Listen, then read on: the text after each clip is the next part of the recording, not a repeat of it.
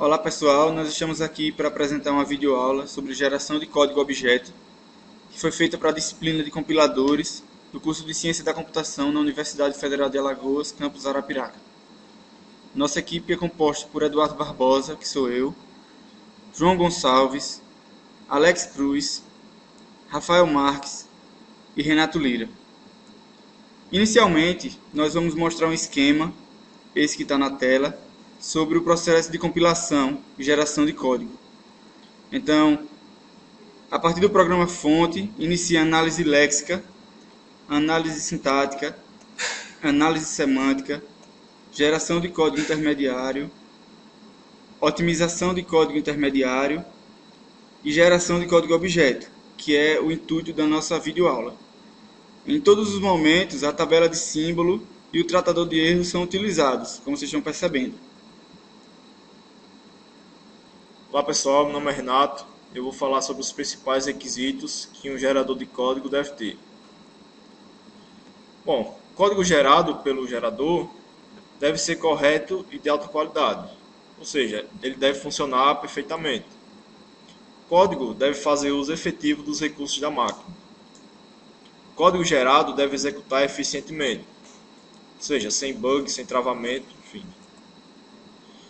Na prática, devemos nos contentar com técnicas heurísticas que gerem bom código, ou seja, não precisa necessariamente ser um código ótimo, o melhor.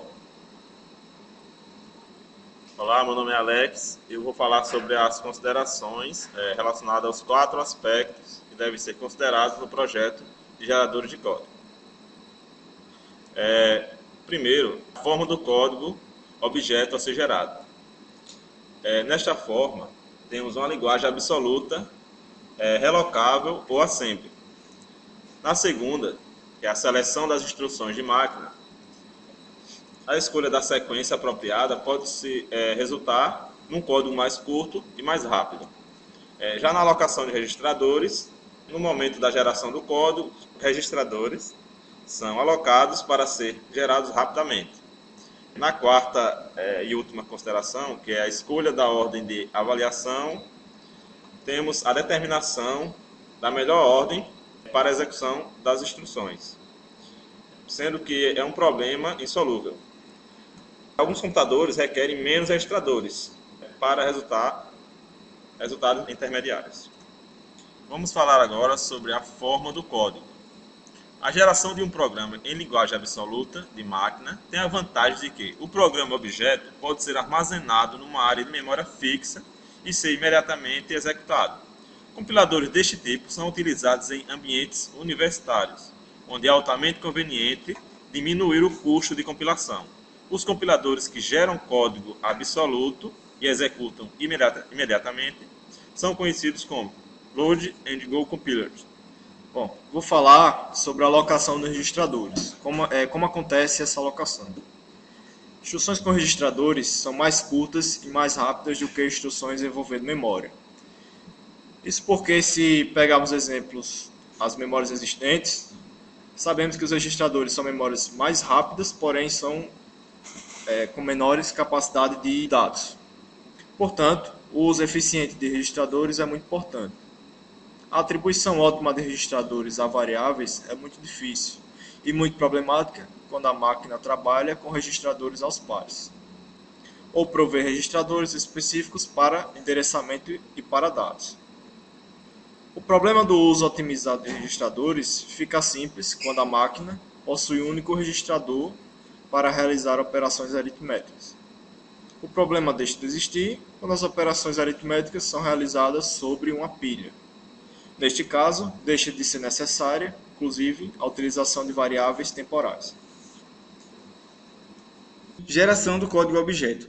A abordagem mais simples da etapa de geração de código-objeto é, para cada instrução do código intermediário, ter um gabarito com a correspondente sequência de instruções em linguagem simbólica do processador-alvo.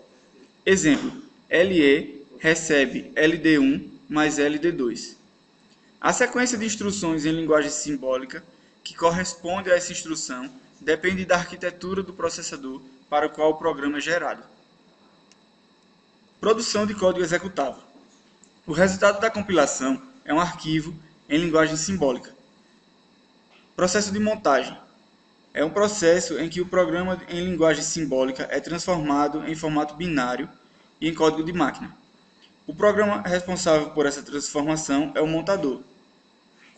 Os montadores traduzem o código em linguagem simbólica para a linguagem de máquina. Olá pessoal, meu nome é Rafael e vou falar para vocês sobre a máquina de objeto. Bom, nesse processo é utilizado uma máquina de registradores endereçada por byte, onde 4 bytes é o que formam uma palavra, e N registradores de propósito geral, renomeados como R0, R1 até Rn. Além disso, a máquina de objeto ela tem instruções da seguinte forma: operação, recebe a fonte e o destino.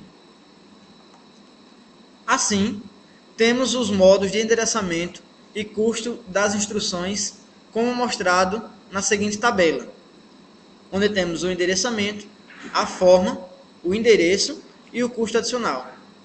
Esse custo adicional será interessante vermos mais à frente que, ao depender de uma operação, esse custo será adicionado ao custo total dessa operação. Olá, eu sou o João Gonçalves e vou dar continuidade ao assunto apresentado pelo Rafael com tipos de endereçamento da máquina-alvo. Aqui temos uma instrução onde temos a operação STO, que é de armazenamento, o R0, que é a fonte, e o destino, que é a memória M. Essa operação armazena o conteúdo de R0 na posição de memória M. A seguinte operação armazena o valor do conteúdo em 8 mais o conteúdo de R1 em M. Já essa outra instrução armazena a constante 1 no registrador R1. Custos das instruções da máquina-alvo.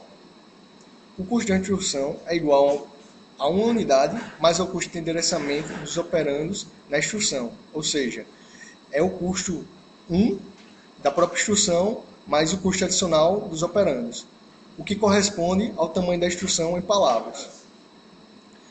Nessa operação, temos o carregamento de R0 em R1 e o custo é 1, pois tanto R0 e R1 têm um custo adicional de 0. A operação seguinte de armazenar o conteúdo de R5 em M tem um custo 2, pois apesar de o R5 ter um custo adicional 0, o M tem um custo adicional 1, mais o custo da própria instrução, que é 1 também, temos um total de 2. Bem, essas são as nossas referências e muito obrigado.